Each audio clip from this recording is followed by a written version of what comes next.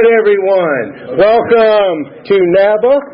Welcome to an evening of AA history and a walking tour of the archives here for Zone 13G right here at NABA. Welcome, everybody. It's good to see everyone. Glad you could come out. We're really looking forward to a wonderful evening. So, my name is Chris Ward. I'm a grateful recovered alcoholic. Hey, Chris. I am also your archive chair for Zone 13G. It's an honor and a privilege to host this evening tonight, and it's an honor and a privilege to be of service to NABA and to Alcoholics Anonymous. What's going to happen this evening is, starting here in a few minutes, we're going to have a walking tour of the archives. The evening will be facilitated by our friend Gary Neidhart. Many of y'all know Gary. For those who don't, Gary is what I like to call my history sponsor. He's a well-versed historian in Alcoholics Anonymous. If you need to know anything about the history of Alcoholics Anonymous, Gary's your guy. But I'm telling you right now, you better be ready to sit down for about 10 or 15 minutes. Some of y'all have spoken with Gary before, I see.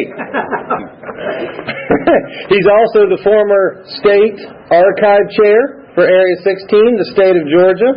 He just rolled out of that, was it last year or the year before? Ended in 2017. Ended in 2017. We're very fortunate to have him with us this evening, and I'd like to also thank Tim Ridgway. Where are you, Tim? Thank you, Tim, for letting us hijack your 8 o'clock meeting tonight. It's wonderful. Everybody give a round of applause for Tim.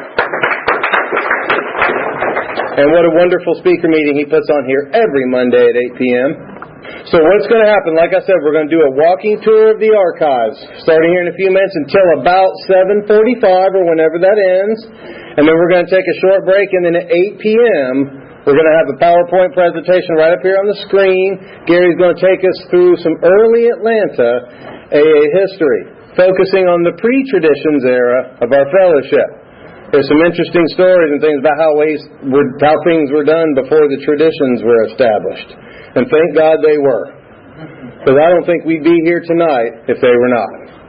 I think we may have gone the way of the Washingtonians and disappeared. And I got one word for that, as I know God. Amen. Thank God. So I'm looking forward to a wonderful evening. We're going to do that, and then when we come back up, we're going to do the preamble and the serenity prayer. Tim's going to come up and do that for us at 8 o'clock. So with that, I will give you Gary Neidhart. All right. My name is Gary. I'm an alcoholic. Now, those of you that wish, you've got your seats, put something that marks your seat so you can come back to them. I'd make that as a recommendation. When we go out to the front room, on the bench to the lower left, there's a 4-page guide. The intent of the guide is that when you might come here on your own sometime in the future, as you can walk yourself through the archives tour that I'm going to do yourself. Okay? And the idea is that we have a lot of valuable things that are in these display cabinets that a lot of people have never known what is actually on display or what it has to do with Atlanta AA history. And this is going to be a guide that you can give to yourself again. So for those that we'll just reassemble in the front room. I'm really very honored and pleased that this many people will show up. We'll try to do as best we can with the crowd that we have. Thank you. Again, quickly, round of applause for Gary on that walking tour. Wonderful.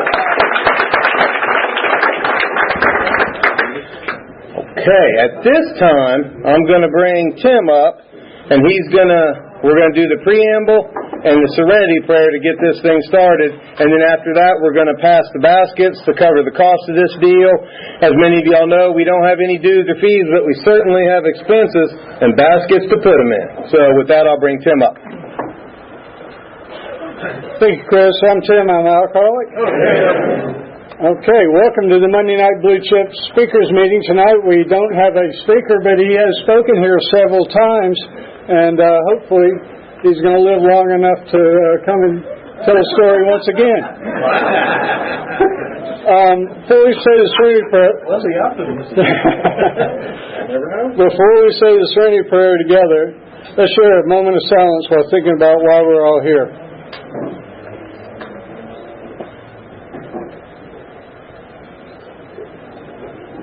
God, grant me the serenity to accept the things I cannot change, courage to change the things I can, and wisdom to know the difference. This is the AA Preamble. Alcoholics Anonymous is a fellowship of men and women who share their experience, strength, and hope with each other that they may solve the common problem and help others to recover from alcoholism. The only requirement for membership is a desire to stop drinking. There are no dues or fees for AA membership. We are self-supporting through our own contributions. AA is not allied with any sect, denomination, politics, organization, or institution, does not wish to engage in any controversy, neither endorses nor opposes any causes. Our primary purpose is to stay sober and help others to achieve sobriety. We've got no dues or fees, but we've got baskets, like Chris said. We're going to pass the baskets and move forward and get to the main part of the program. Thank you. Again, it's wonderful to see everybody here. It's great to see some young people here tonight, too. How cool is that? Yeah. Some young people interested in how this thing got started. What a wonderful thing this is. I saw Helen come in a few minutes ago. Where are you hiding, Helen? There she is. Woo! For those of you who don't know, Helen has been running that central office down there for a long time now. And Avery's just been waiting in the wings to take over here. She's probably wondering, oh my God, I didn't know I was going to be the assistant this long. So it's good to see some fellow AA historians here, and we are really looking forward to a wonderful evening of how this thing got started here in Atlanta, and what a blessing it's been that a guy like me on August 13th of 2006, beaten, crushed, and defeated, had a place to come. A guy like me, who didn't want anything to do with God, who didn't want anything to do with any of his kids, was ready to end it all, came to a place where I could find grace and be blessed and reborn and have new life. Amen. What a wonderful thing this is. So with that, I'm going to go ahead and give it over to Gary, and we are going to get moving. So welcome, Gary. Thank you so much.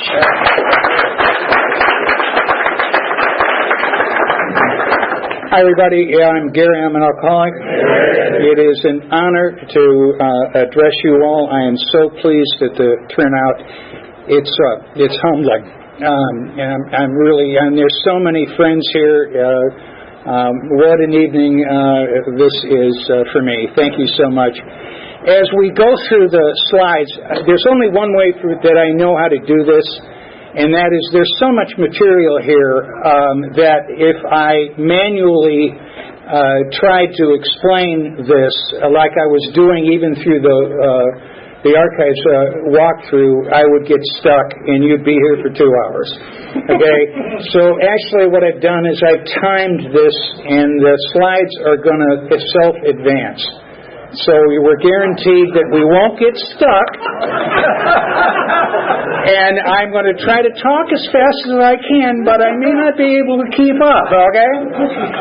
But also, a theme of this in general is look for how much we need traditions. But look also at both the positives and the negatives when what we're doing always ends up in the newspaper. Sometimes that can be very nice.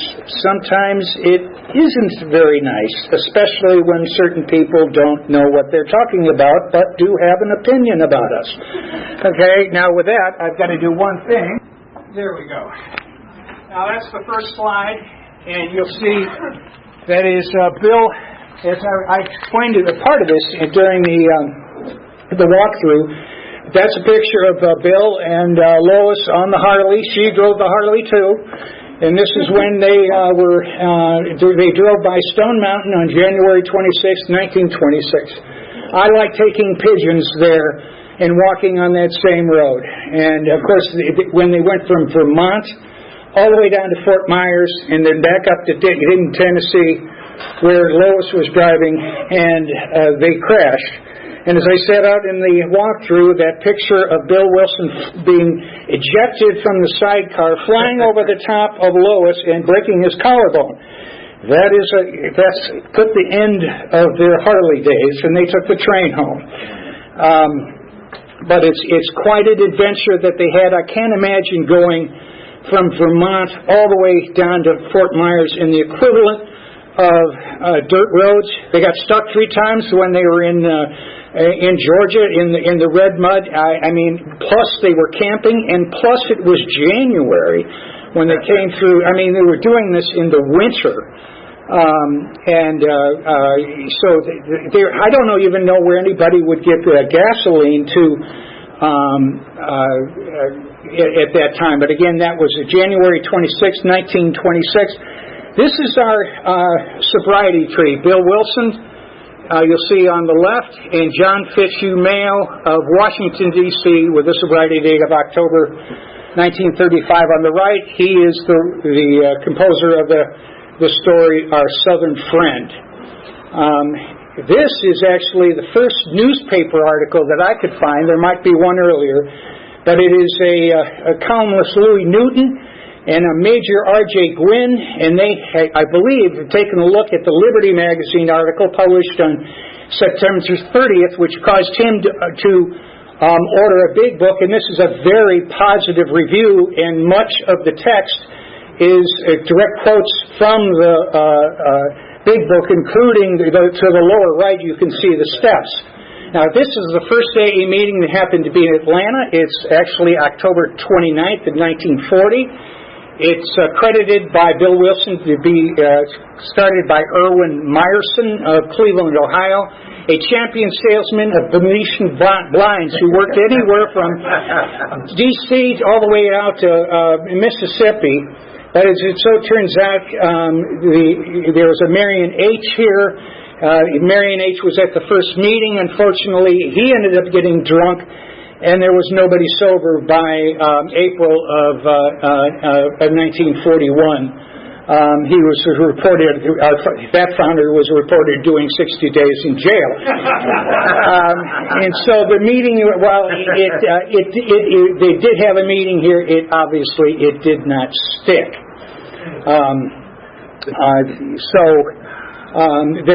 Marion H. and then also, now, this is, on the left is a book called The Pulpit and the Bottle. It was written by Ann Dortry. She's out in Oregon now. She is writing about her grandfather, co-founder Reverend Sam Dortry. You can see in bold, he was recommended by his doctor to have a milk punch made with a glass of whole milk, an egg, a little sugar, cracked ice, and about 1.5 ounces of whiskey and rum. To make a long story short, he forgot all about the rest and just did whiskey and rum. Okay, and this is a fellow who never had any alcohol at all at the age of 34. He was a minister up in Brooklyn. He ended up losing his job because he was drunk on the job. He came down here to Atlanta. Ended up doing very well, had his 5:30 service on Sunday, was on the radio, and that worked very well until he showed up drunk on the job and got fired. He went all over the place, all over the country, being a janitor, being anything, getting fired from them all. In September, this is a story of a wife standing behind her man. His wife brought it, the Alcoholics and God, but he couldn't find any AA people to help him stay sober. He ended up getting drunk again. He came to Atlanta. He placed an ad in the paper. I should be dead, he says. On December 3rd, a fellow, Morgan Blake, who plays a big part in this, vouched for Sam in an editorial. Unfortunately, Sam still got drunk again.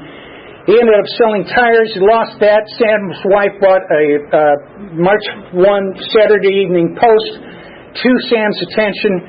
Then Sam's youngest son was killed in a car accident in California. Between that tragedy and getting a big book, he was sober by April 16th of 1941. And this is co-founder Steve M. This is from the Washington, D.C. archives, described M as being one of the boys of 39. He was a sponsor of John Fitzhugh Mayo. That's our Southern friend.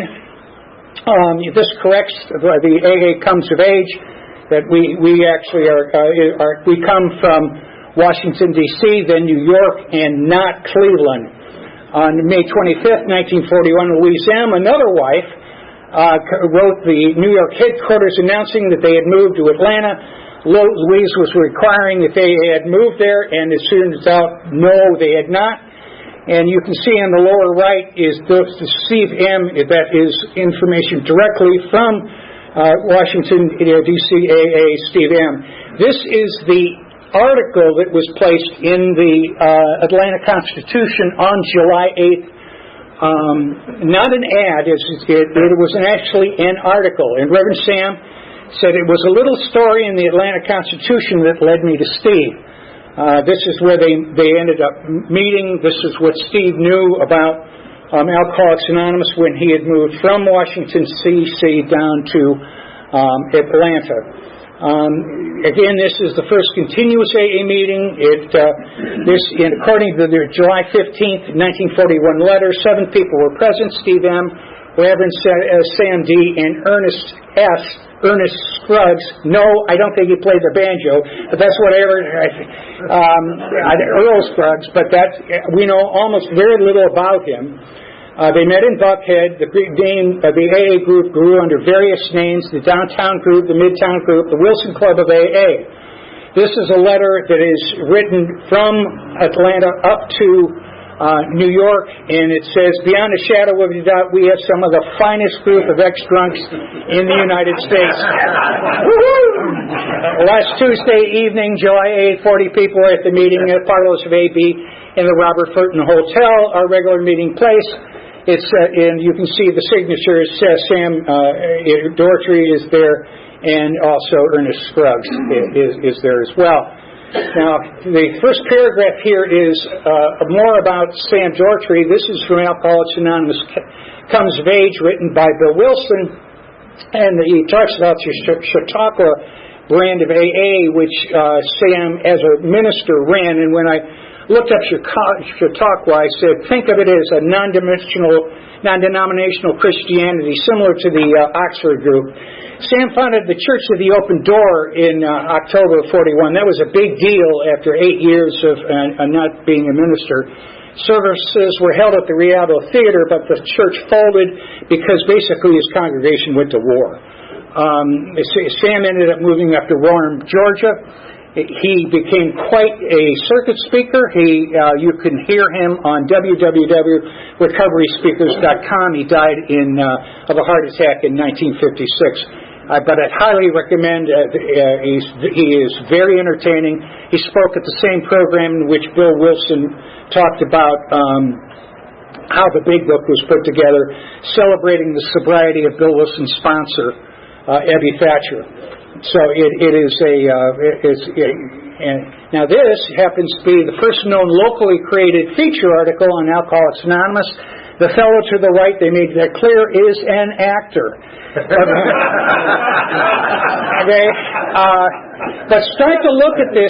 Nobody has any time. Nobody has any time. So immediately what they're doing, judges and ministers end up talking, not members of AA.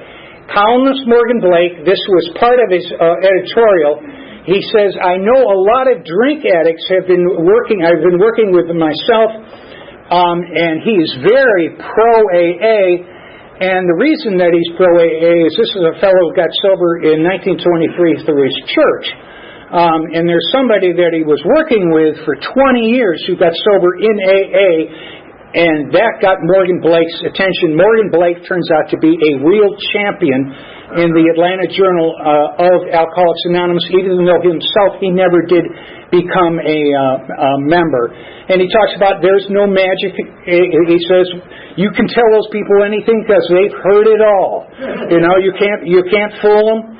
And so from the start, though, Morgan Blake is very, very positive on Alcoholics Anonymous and the results that he did.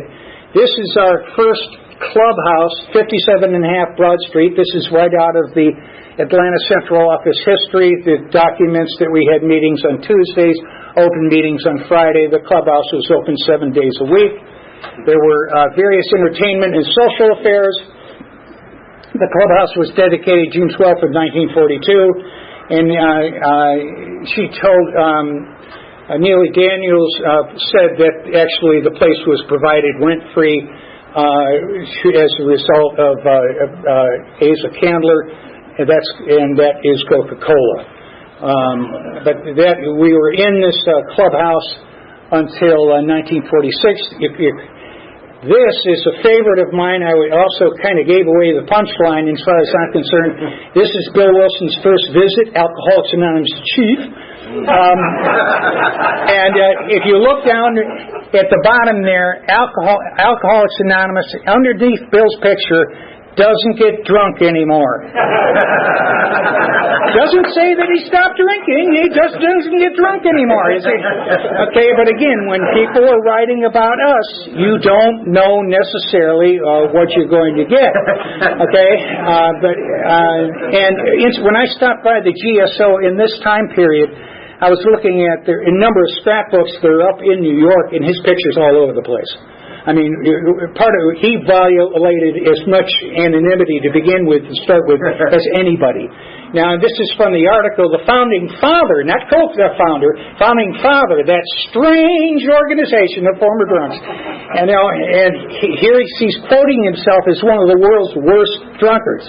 Okay, I'm not going to fight with that. And the very conception of Alcoholics Anonymous was something similar to the DTs the Founding Father revealed here with a smile, but one can conclude that Bill Wilson at this time was about as anonymous as Clark Gable.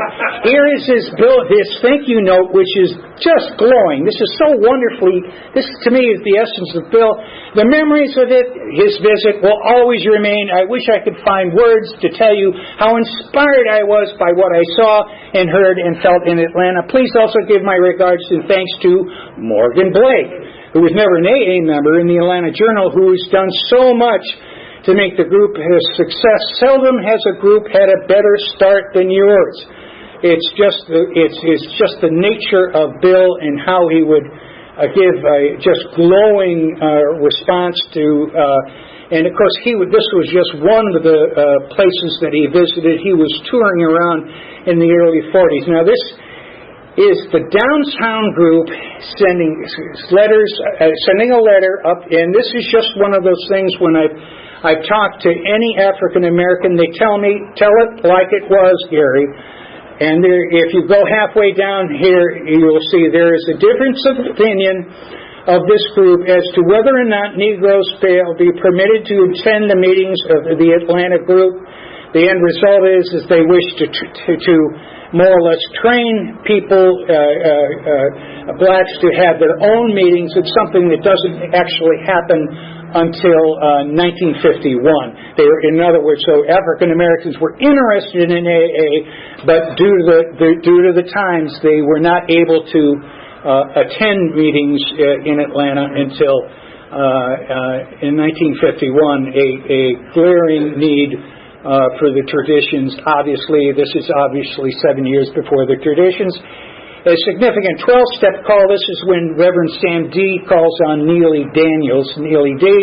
She stayed sober as long for 7 months, but she went back out. She got sober for good on July 4th of 1945. She was the first Georgia AA delegate to attend the AA conference in New York. But here is where you have too many cooks spoil the porridge.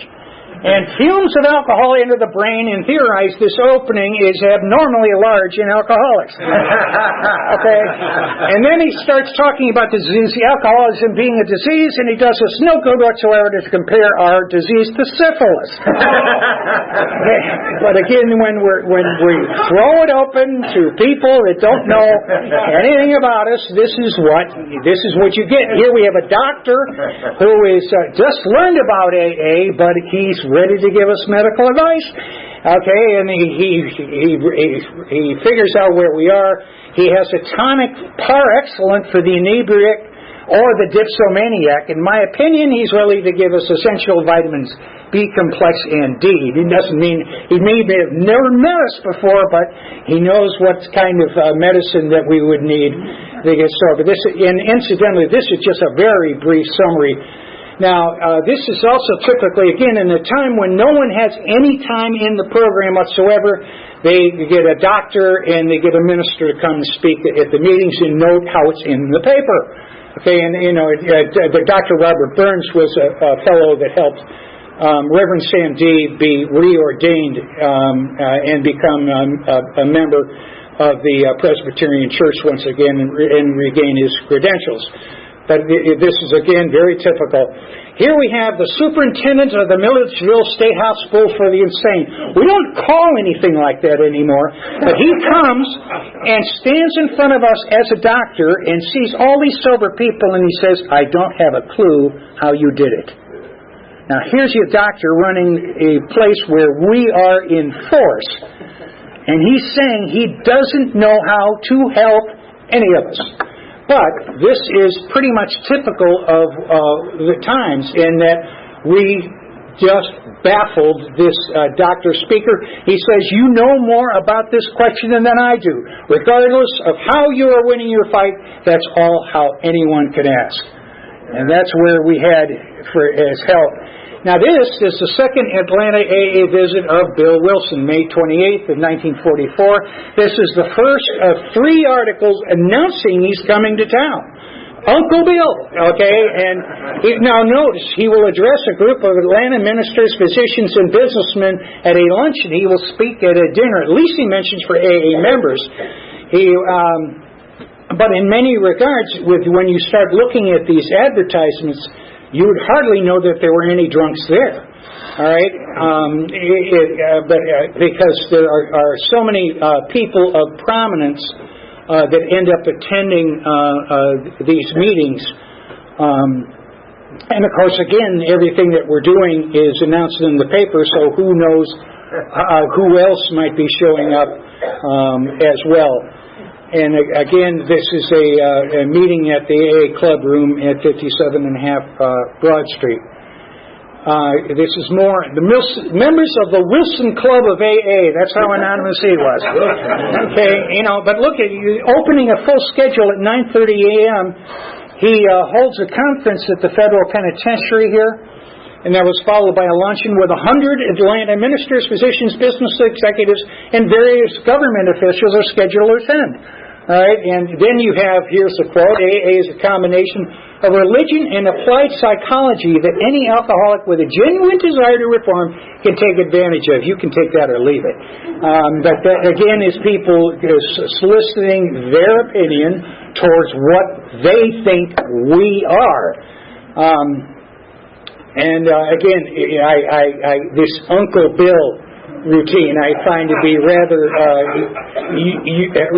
humorous. Okay, there's more of these on the way.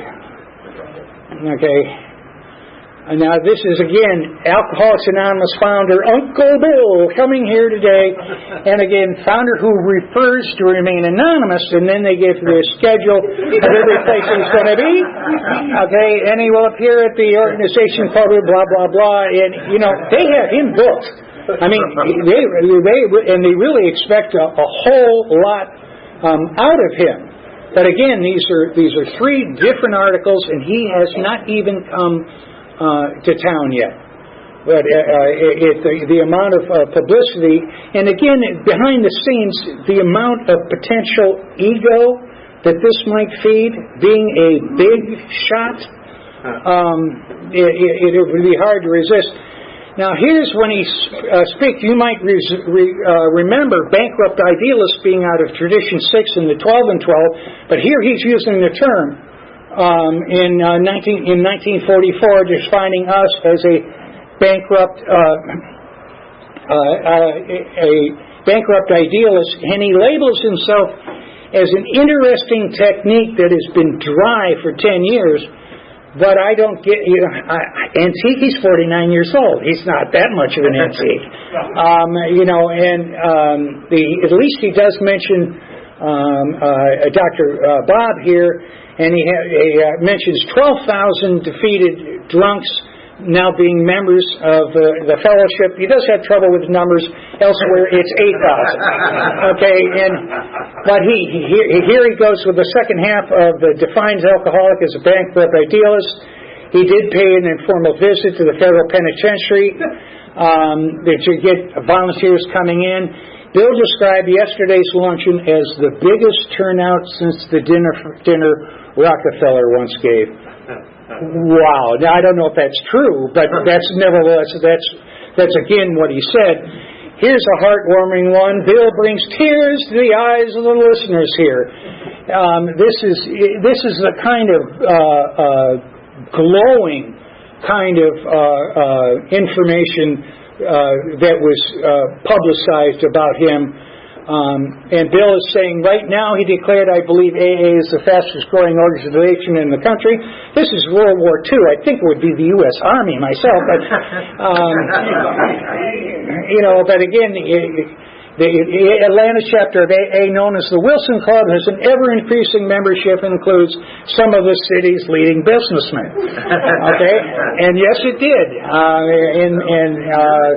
Because many of our prominent businessmen were in need of this fellowship.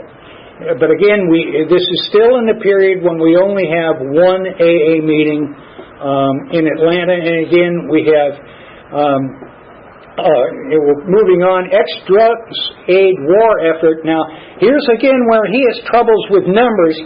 You'll see in this is that he claims that the 8,000 ex-drunks in the war industries, that over 1,000 AA members are in the armed forces. I've been to a presentation in Sedona in which they said the number was 300. Okay, but Bill has a way of, but then he comes up with something I have no clue about whatsoever. And the earning power of the 8,000 drunks is $30 million. Who knows how in the world did he ever come up with that? I don't have a clue. But this is the kind of thing that you get when Bill is playing the role of a promoter and encouraging people and plugging that here we have a solution. And mind you, he is here talking to the Kiwanis Club, and he's going around as a and now here's Morgan Blake with writes an op-ed after Bill Wilson leaves town. And this is just, few indeed are the public speakers these days who can hold the attention of an audience for more than 30 minutes. At the end of that period, many listeners find they have something else to do, basically. But Monday, I heard a man deliver 2 addresses. Both occasions, audiences were intensely interested. Mayor Hartsfield was there. And in my long career as a newspaperman, I have naturally encountered he's one of the most amazing young men. I don't get that. He's 49 years old. That I've ever run into. He may be selected to play, he may not be selected opposite Rita Hayworth. He is long and lean, Bill along the lines of Ichabod Crane. He looks as though he's a country boy, just came to town. Bill would never be mistaken from Apollo. But my heavens, who's ever been, in this room, ever been mentioned or compared to Apollo, for crying out loud? Okay, but again, this is from the same article. When Bill gets up to speak, the magnetism of the man immediately grips you. He's a grand person, holds you in the hollow of his hand. Listening to him is as fascinating, adventurous I've ever listened to. He's one of the most tremendous stories I've ever told, experiencing spiritual exaltation in their own lives. Listening to him, it's a great feeling, said Bill, when the dark days come now that I can say, thank God I'm sober. And the final quote is, Bill is a great man with a great message. I don't know if you ever read that, but my heavens, what praise that is. And again, Morgan Blake just being a champion. And here's Bill's thank you note back to Atlantans. We must have heard the voice of Providence, seen a great miracle, and felt like 2 very small chips. Lois was along too. Happily afloat on that wave of happy destiny, which AA has become. We shall say without care, you folks were incomparable. Thank you all, everyone. I mean, I find it's very interesting that he always seemed to make sure that he would follow up these visits with a thank you note. This is a documentation that the Atlanta meeting at the Atlanta Federal Penitentiary is the fifth oldest penitentiary meeting in the country. That would be behind 3 in California and 1 in Oregon. This is a letter that was written from what we call the GSO back to Atlanta that documented the meeting at the Atlanta Federal Penitentiary, unfortunately, which has been temporarily suspended. Now this is Morgan Blake, and this is the nature of the man that has been given the excessive praise.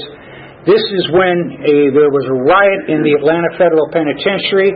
They took 4 guards hostages. There were 25 rioters, and they basically asked for Morgan Blake. He had been taking meetings, church meetings, into the prison.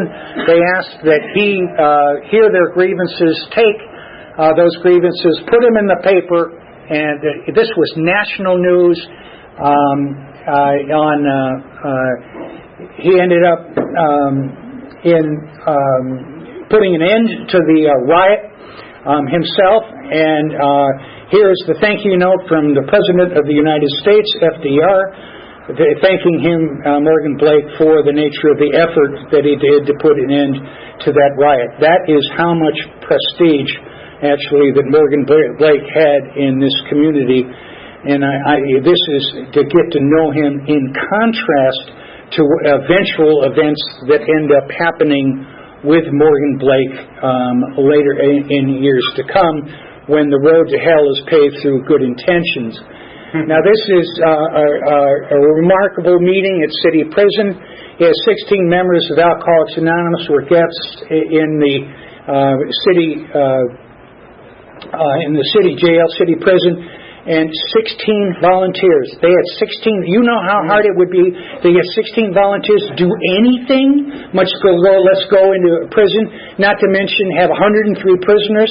I've done jail meetings for 18 years. I think the most we've ever been allowed is 45, but they had 103. Here's another article that has 200 inmates at the city stockade, and this is where Dr. Pierce Harris gets involved. The 3 people facing us are not members of AA, but they are facilitating an AA meeting. But again, these numbers of people that are getting involved in AA events is extraordinary to me, because these numbers are just way outside the bounds of anything that I've been familiar with.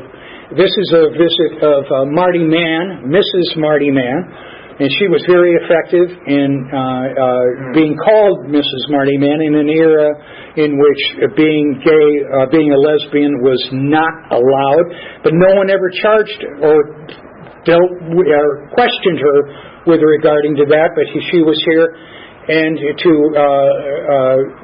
attempt to get alcoholics all the help they could possibly get by establishing free clinics throughout the country. She wanted these free clinics staffed by psychiatrists, doctors, and social workers. This is, again, April 22nd of 1945. Now, let's party. Look at what's going on for the AA's 4th anniversary. There's this group of Alcoholics Anonymous, and look at the people. Entertainment by the Atlanta Police Quartet, Minstrel Grenadier, and Bert Flynn. That is an important name. Bert Flynn, remember, former vaudeville stars, Boogie Woogie Piano. They're having a party. Paul Whiteman's orchestra. Holy mackerel. They got followed by 2 hours of music furnished by Albert. These people can party. But here we also have, in 1946, in the beginning, the Adeline Society, which was founded to act as the physical agent of Alcoholics Anonymous. And that's our central office, Helen and Avery.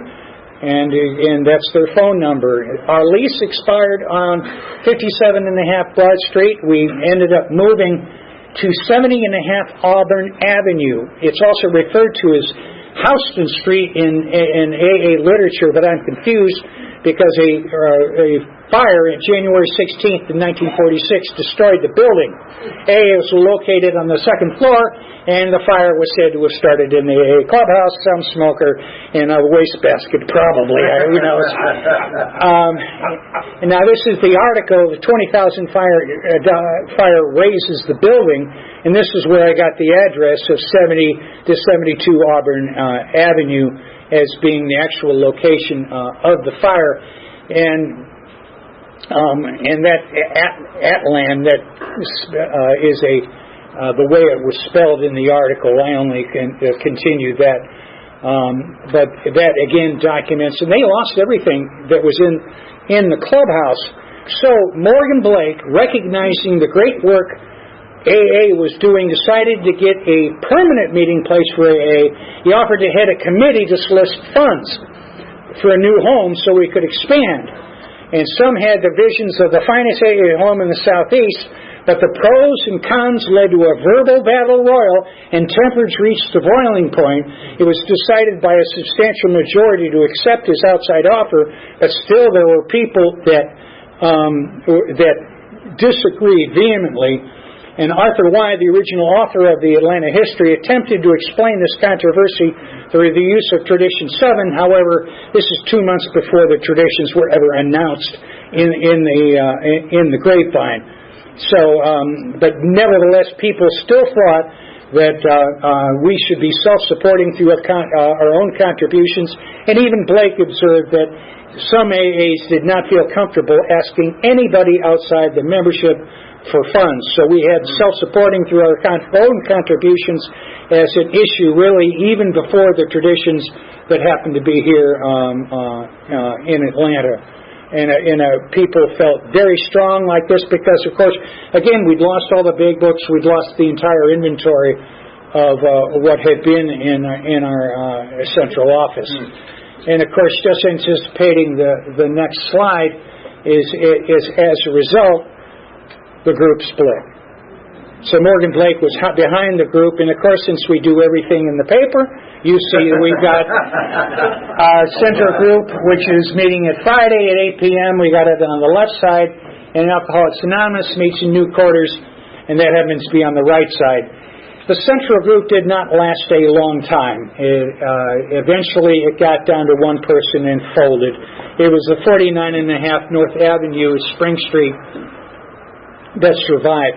This is an article of Ernest Rogers, again another champion of AA, and he's trying to be very supportive of newcomers, and I think that's why he has an ice pack on his head. If you take a look at the picture, but he also saying is how most alcoholics dissipate their resources and rarely are capable of taking care of themselves when they come into the program. That was me too. But we lose the North Avenue lease, and here we are. We're homeless in front of everybody. Okay, and the eviction order says so. That that we've got to go out and look for a new location, and because again we end up we were having meetings, but to the rescue, Mayor Hartsfield comes to the rescue and said he asked for help. Mayor Hartsfield Friday urged Atlantans to rally to the support of Alcoholics Anonymous and help a new location for club rooms and a meeting place. It is, again, amazing when we're that much in the paper. We're just like any other organization, and everybody can have an opinion about us, and everybody can want to help us, too. All right? And it's just was the nature of the times when we were, again, in the paper so much.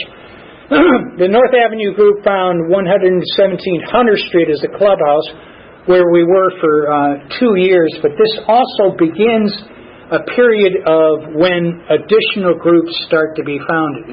Now, this is a area in which I think can deserve more study. The West End group, I'm not going to say that these 6 groups that I mentioned are the absolute truth, but it's close. This is another one of Ernest Rogers. In the audience meeting I attended the night were several old friends. But instead of embarrassment, they exhibited pride in having achieved a victory over themselves. Here's one more way of having someone give us a very positive information in the paper with a lovely headline, of humility being the real secret. Announcing Atlanta's AA 7th anniversary, ad directed to drunkards, launched AA 7 years ago. We have our three co-founders, Steve, Ernest, and Sam.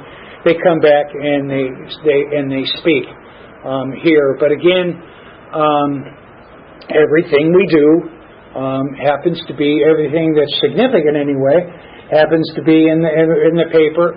And this is actually, and anticipate Friday night, and this is actually a report after the meeting has taken place, Conquest Over Drink Baird at AA Anniversary here. And this is Bert Flynn is the fellow that Morgan Blake helped, couldn't get sober. Bert operates now a home for former drunkards, and he claims to have been at the Atlanta City Stockade 105 times. I ask you, how could anybody count that many drunks? I have no idea. But that's what he claimed. Now here is on our 8th anniversary. The AA week is planned for Atlanta. So here we are once again, and we have the 117 and a half Hunter Street address, and this is our, we've been called a retired drunkard. Okay, we're going to have a birthday binge. Okay, not necessarily the terminology I think would be what we would need, but look, nearly 1,000 self-styled ladies, gentlemen, and drunkards. Okay, but that's 1,000 people. That's 1,000 people in the late 40s, and I swear it is quite an accomplishment to have 1,000 people in Atlanta anywhere today. But this is the amount of enthusiasm that was being shown for AA at that time. This is Bert Flynn, the town drunk. He was too well known to be anonymous, so he said, everybody knows who I am. This is the Lighthouse, which was his halfway house on the left, and unfortunately it was his obituary that happens to be listed on his right. But it's a heartwarming story that that he goes from basically an incurable, hopeless drunk, but AA was again able to reach him, and then he turns around and founds a halfway house for people that are just as hopeless as he was at one time, and so it makes for quite a story. The Hunter Street property became were afraid the place was going to collapse, so they founded the 522 West Peachtree Street. There's a typo in the article. It says 530, but it really was 522 West Peachtree Street. And this, at one time, proved to be the finest, largest, and most convenient AA headquarters we were privileged to assemble in. That was in late December of 1949. And again, with an event like this was this was actually up on the second floor, which was a typical. Many of our clubhouses were up on the second floor. Here we have an article where we're having 500 people that are dedicating the new home at 522 West Peachtree Street, and the charter member of Atlanta Group was guest speaker. I would guess that was Reverend Sam, but I do not know that. And they expanded by 3 times as much room. They had an auditorium, I'm told I believe that sat as many as 400. Now, this is a Southeast Regional Conference that we skipped in 1951. Last year, in an article is part of the Studying Drinking Rise, it says that last year police arrested 4,263 women. I find that hard to imagine. But that's what it says, and we have AA co-founder, which is the right terminology. And this is a different day and age for sure, because we have the governor of Georgia that is welcoming over 1,200 delegates from around the Southeast. This is a different time. I can't imagine a governor of anything getting involved in AA in this day and age. Regardless, it's something that it just seems to be beyond what we do. But nevertheless, that was pretty standard. This is that should be Southeastern Regional Conference. And this is editorial in the Atlanta Constitution, and may their success be remarkable. And this is in the 16 years, this New Yorker and another alcoholic, the late Bob S. This is a solid blessing of the Southeastern Conference that was held at the Biltmore Hotel, and again the year was July 12th, 13th, and 14th. And this, of course, is a mistake that claimed that Bill Wilson had not been in Georgia before. That's the way the article, but somehow that visit was in 42 and 44 was lost. Here we have Georgia Governor Talmadge declaring the use of narcotics and the excessive use of alcohol are the two greatest menaces of the day. He isn't expected to follow singleness of purpose, so he talks about drugs at the key of this event as well. But again, this was it was a different time to have. And Bill Wilson could always pull in people like this, outsiders, and during that time period, no one would think twice. If Bill Wilson thought it was a good idea, then that's pretty much what we did. I'm very proud to announce the founders of the first African American meeting in Atlanta. Buck R. Marcel C. Bill M.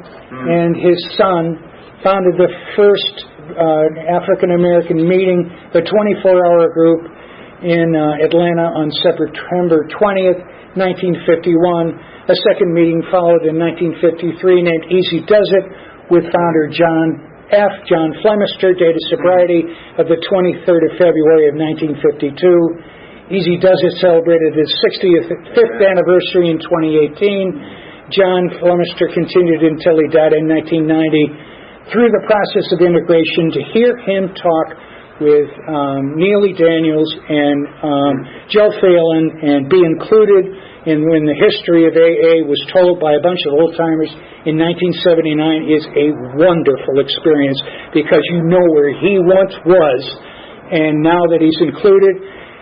This is looking to the future. The interpretation of our 12 steps on the left is a pamphlet that is provided by Detroit to the state. It's very active. You can call them up. You can get a copy. It has this interpretation of our 12 steps. You can see how the steps are grouped. To the right is the equivalent of Atlanta's version, which is no longer provided because, as Helen said, nobody wanted it. But I question, take a look at it. My Valentine to my wife was directly out of that book, To Tell Her So, which is a wonderful, wonderful, loving verse. That it's this is other groups, local groups create pamphlets like this. Washington D.C. does, Akron does. They call it the Table Mate. They have the same kind of grouping, but then have different articles at the tail end. This is Arthur Wise' Atlanta History, as on the left, which I retyped. This is Atlanta's 1941 to 1974 history on the right. What I've been doing so far, in my opinion, is uncovering and discovering, and it would be something that I hope is a beginning and a momentum builder, so that we can have who was Ernest Scruggs, what did Dean of DOVs do for us, what did Ernest Rogers do. There's any number of questions which, as far as I'm concerned, as we start digging into this, the gifts that were given to us, we have somehow lost some of those gifts, and we need to reclaim the nature of what a gift we've received. And as a conclusion, tradition two, for our group purpose, there's but one ultimate authority, a loving God as he may express himself in our group conscience. I'm more than happy to make a PDF available to anybody that wants it. All you need to do is remember that email address, which is mine, and I'll gladly send you this, because this is something that I do believe that much of it was forgotten, but the people that went before us that built places like this so somebody like a sick puke like me could show up and be here and be as miserable and sing that song. I swear it's the theme song of mine anyway. Nobody knows the trouble I sing. Nobody knows the sorrow. Well, guess what? Those people knew. Those people had the doors open for us. I cannot be more grateful for doing so, and thank you very much for listening. Amen.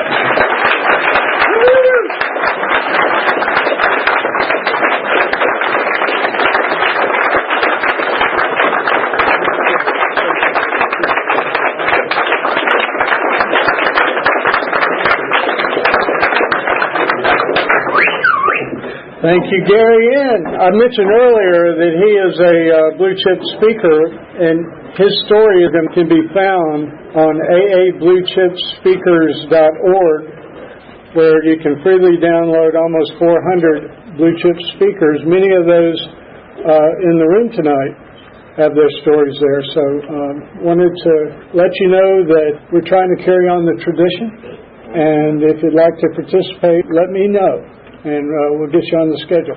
Next week, Marjorie C. from the Fourth Dimension Group in Lawrenceville will be telling her story here at 8 o'clock. Tim? Thank you, Tim. I'd like to thank everybody, and again in the theme Gary mentioned at the end, the people that came before us. I heard somebody say earlier, we stand on the shoulders of giants. That is very true. And when I was first getting sober, my first AA home group, I was nervous. I didn't want to be there. What am I getting myself into? These people are crazy. Oh my God. But I had become convinced that on my own, I fail at life. And I had become equally convinced that these people seem to offer a solution to that. And what a miracle when those two things come together. And at the end of the meeting, I remember my sponsor's wife said, "Here at the Sober is Great group of Alcoholics Anonymous, we stay seated and bow our heads in reverent prayer to those who prayed us into these rooms tonight." And I thought to myself, that's right.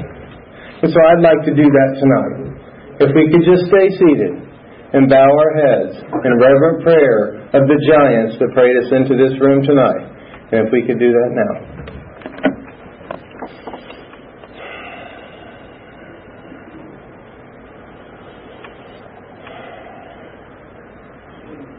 Whose Father? Our Father, who art in heaven, hallowed be thy name. Thy kingdom come, thy will be done, on earth as it is in heaven. Give us this day our daily bread, and forgive us our trespasses, as we forgive those who trespass against us. And lead us not in temptation, but deliver us from evil. For thine is the kingdom, the power, and the glory, forever and ever. Amen. Thank you so much. Have a wonderful day.